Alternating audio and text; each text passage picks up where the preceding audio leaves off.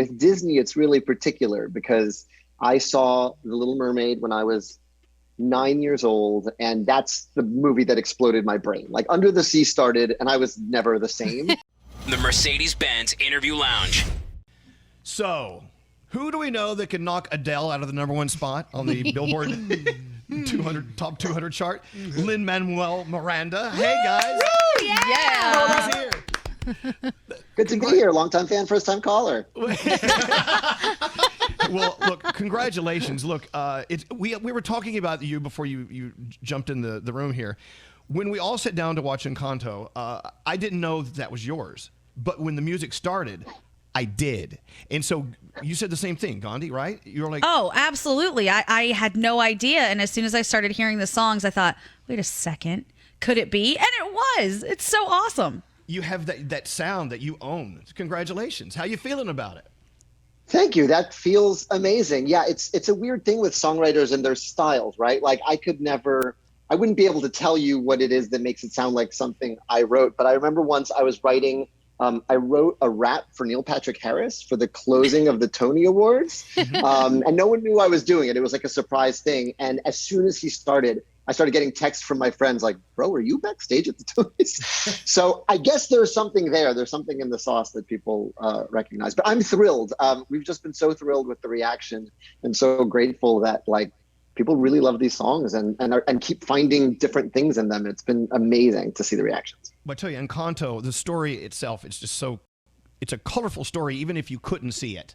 It's just a beautiful, beautiful story about this family and that house. That house, we all want one of those houses. We all want that house. And of course, we don't talk about Bruno. Of course, this is the song we can talk about right now. Everyone is singing this song.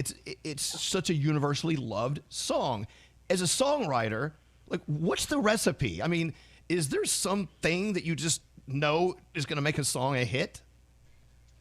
No, not at all. But, you know, I think that for me, since I'm so used to writing musicals, story is always kind of the first thing. You're always looking for places where music can carry the storytelling and hopefully elevate the storytelling. And because we have so many characters in this movie, this song was my pitch. I sort of was like, why don't we do a gossip story? Because we all have those stories in our family that you're actually not allowed to talk about at the dinner table, but you maybe talk about in your room afterwards. And so I said, what if there's a group gossip number? And that way we can kind of meet some of the characters that aren't necessarily going to get their own song. And I just pitched like a spooky montuno, like a gossipy montuno song. And the reaction has just been so incredible. I think honestly, I think it's because we've all been in lockdown for 2 years and we've been locked up with our families. And so we're very familiar with this dynamic of like, we're not supposed to talk about that. I will now proceed to completely talk about that. It's just been amazing to see all the different kind of reactions and things folks enjoy about the song.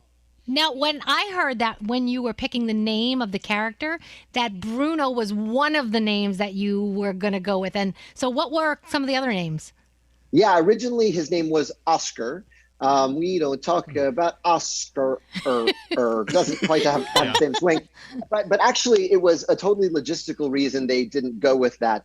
Apparently, it's a super common name in Colombia, or it's a well-known name. It would have had a different association. And so they were like, here's 9 other names that we came up with. And as soon as they hit Bruno, I was like, that one, please, that one.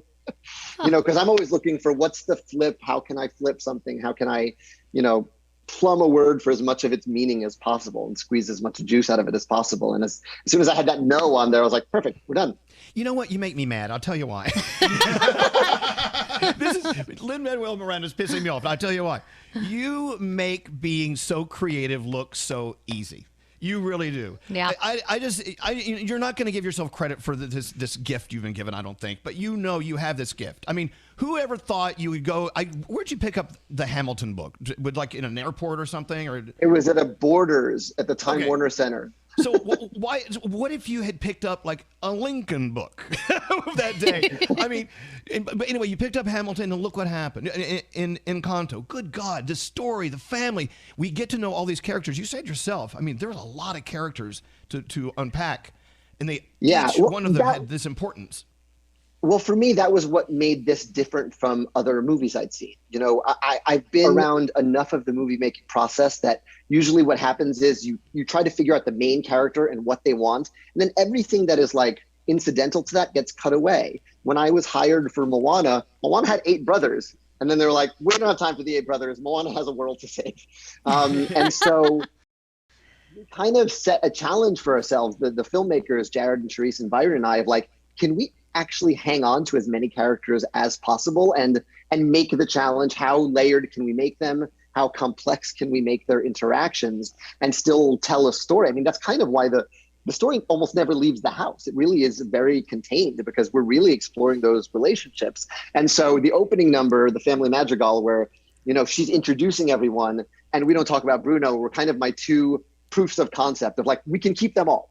We're going to have time to have fun with all of them. If we use music and ensemble numbers to do that. Because it's such a beautiful story. If you haven't seen Encanto, we're not ruining anything for you. You will see it. You will be surprised at a lot of things. Yeah, Gandhi, what's up?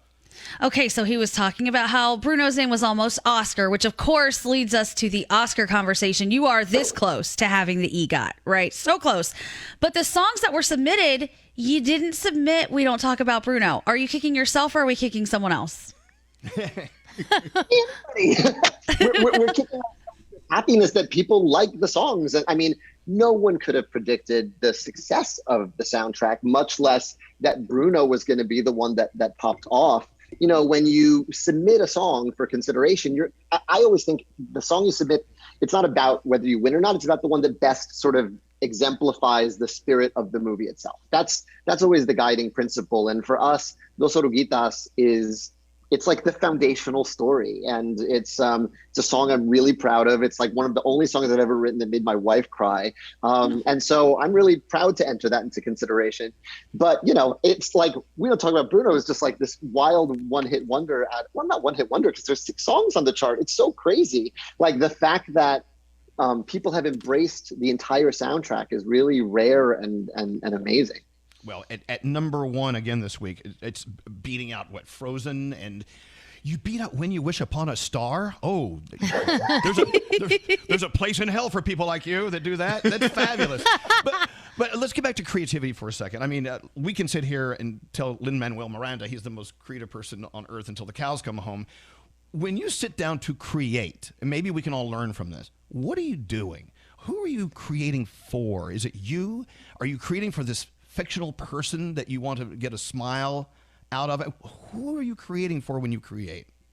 Yeah, well, you know, it's interesting. With Disney, it's really particular because I saw The Little Mermaid when I was 9 years old, and that's the movie that exploded my brain. Like Under the Sea started, and I was never the same.